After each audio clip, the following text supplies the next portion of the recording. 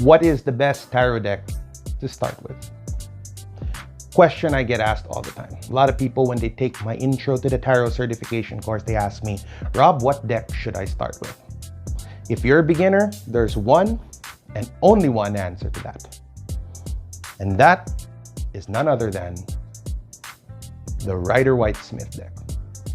Why? Like I said, you're a beginner. Hence, people don't know yet that you're reading the tarot. So if you're going to use the Rider-Waite-Smith deck, this deck in itself has a certain level of brand association that when people see this deck, they think, oh, tarot cards.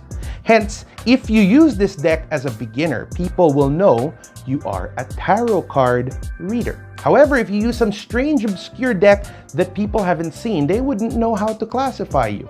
They wouldn't know, oh, is he an oracle reader, an intuitive, a psychic? Who knows?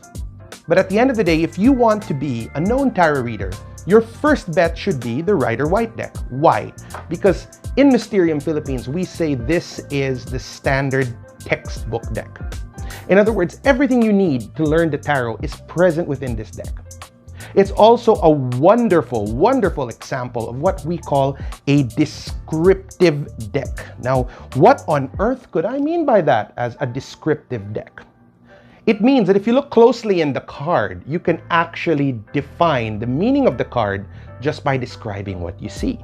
Like if we're looking here at the Five of Cups, it's obvious this man is sad because two of his cups have spilt, but he's being a bit too emo because he's missing out on the river behind him and the fact that the clouds are gray and about to rain.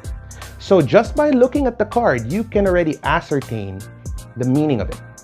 And the best place to start would always be a descriptive deck, because this is going to be a deck with a bit of code words in it that can help you master the tarot better. I honestly don't recommend more complex decks for beginners like the Thoth Tarot or the Marseille Tarot, because these are a bit too intuitive in nature, and if you don't have a basic background in the tarot, you might have trouble with it.